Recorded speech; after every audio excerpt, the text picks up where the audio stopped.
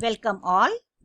In this tutorial, we will discuss two important controls, the submit control and the reset control. That is, we will be discussing that the data which is filled in a form, how is it sent to the server for processing, and the data which is filled in a form, how can it be cleared. So, how to submit the data to the processing page? To send or to submit the information to the processing page, we need a submit button. And to create this submit button, we need a input tag. So we will do it practically and understand. I'll place one more break tag here and create an input tag. Attribute of the input tag type is equal to which value?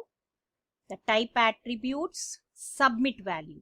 Okay, it's a singular tag, so I'll write it in this manner. I'm saving. I'll say Control S, go to the browser and reload the web browser.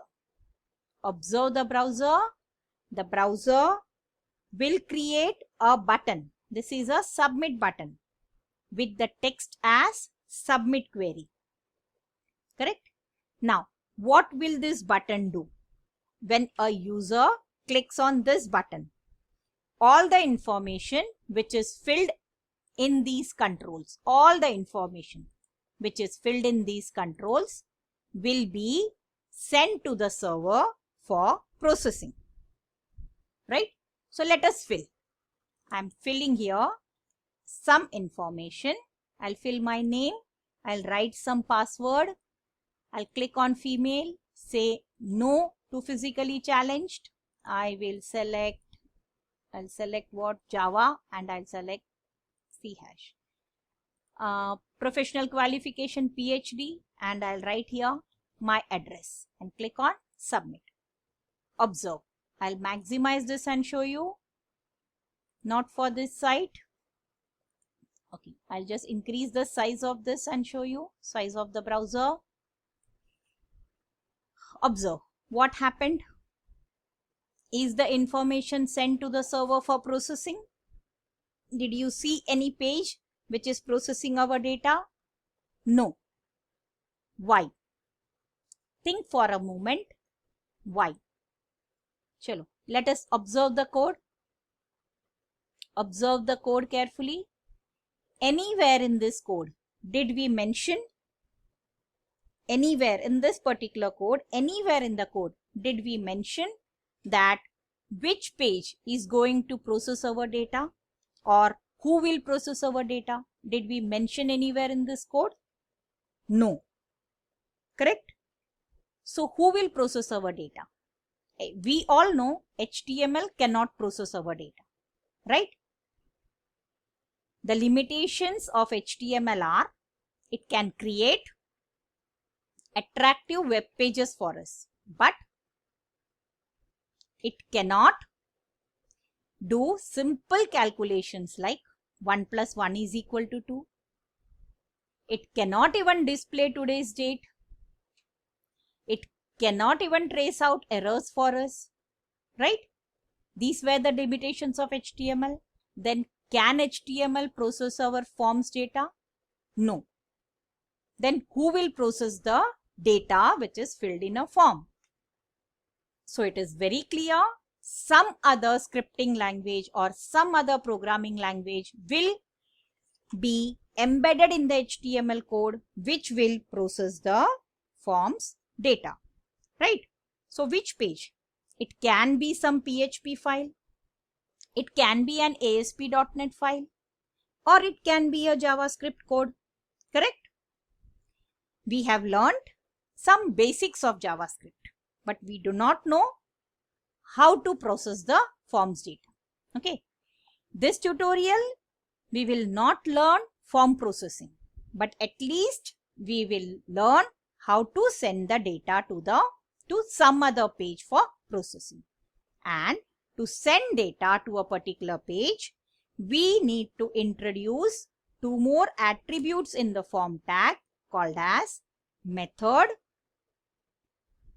and action. I have written method is equal to post. That means the method attribute's value is post.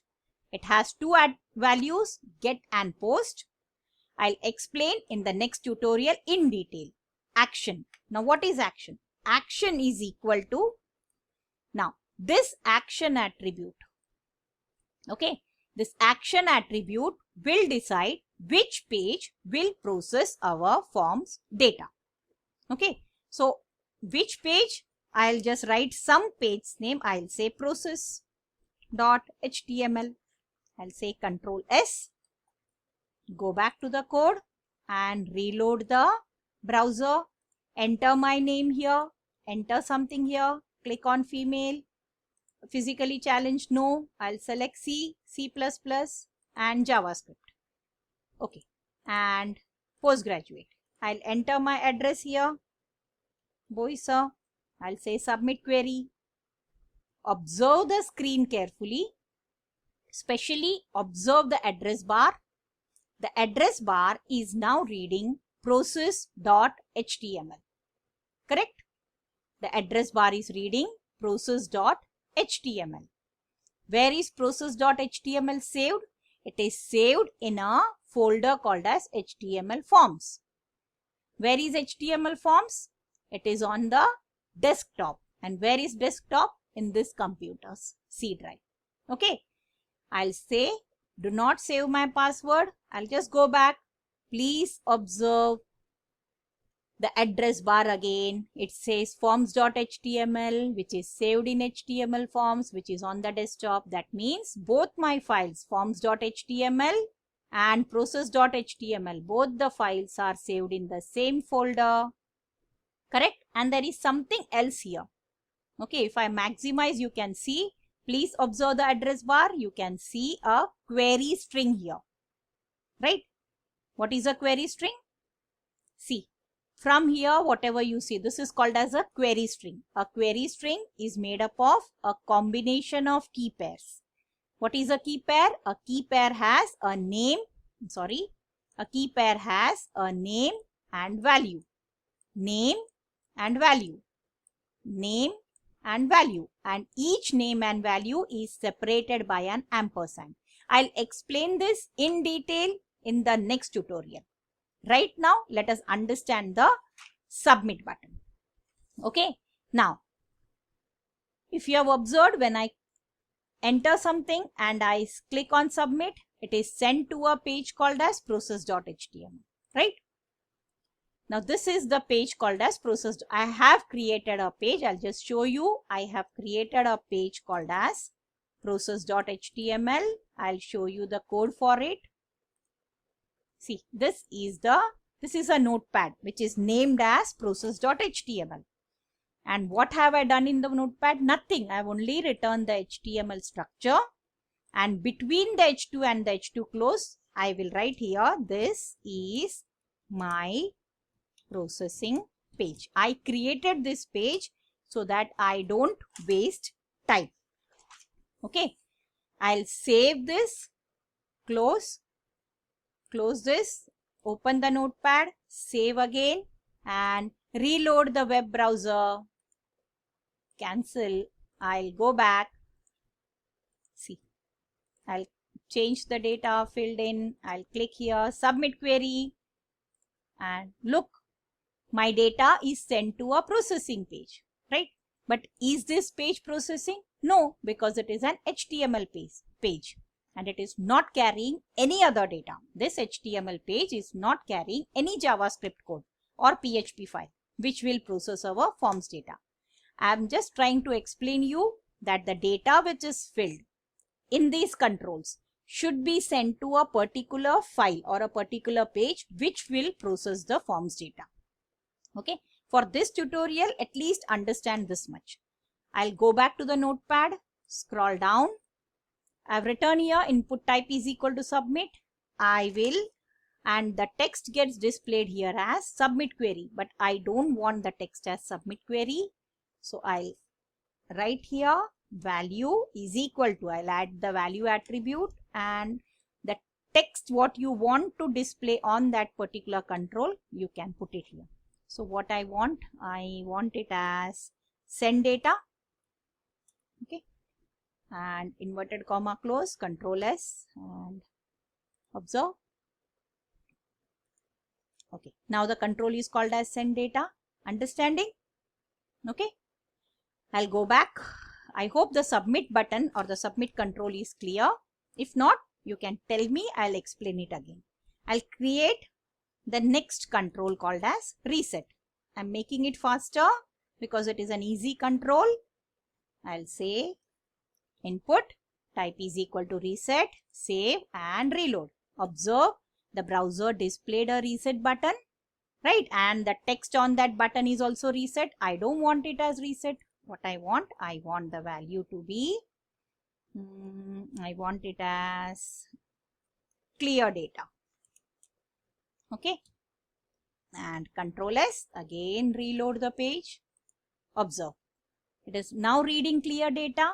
Now what will this reset button do for us? The reset button is used to reset the controls to their default values. Now what does it mean? If I write here my name, if I write here something and I click on clear data, see, all the value which was filled here is cleared. Okay, let us observe the notepad. By default, the text box control had nothing. The password control was also empty, correct? Inverted comma open and close means empty. Nothing written into it. The gender radio button, none of the radio buttons were checked by default. Observe, are you physically challenged? Which radio button? The no button is checked. Software skills, JavaScript is checked by default, right? That means when the page gets loaded. Then professional qualification, undergraduate, and text area, nothing, empty. Okay, I can put the value attribute and I can mention value is equal to empty. Control S and reload the browser window. Observe, all the fields are empty. Only this are you physically challenged, no is checked. Software skills, JavaScript is checked, and professional qualification, undergraduate, because we have done it in the code. These are the default settings. Now if I click here and enter my name, click here, enter a password, select female, select yes, or say select no. Click on these 4 software skills and click on MBA, enter my address here, click on send data. And it is sent to the processing page, but when I come back to the code, observe my name is still displayed, female is selected, and these data, the checkboxes are also selected, MBA is selected, the text area also is displaying a text, right? So if a user wants to enter some data, what we have to do? We have to clear this data. So the reset button or the reset control is used to, what is its purpose? It is used to reset the control's value back to its default value or the default settings. Correct? I hope you have understood the use of the submit button and the reset button. Okay. So for this tutorial, only this much. Okay. We will see we will meet in the next tutorial. So keep learning, keep coding and keep sharing. Thank you.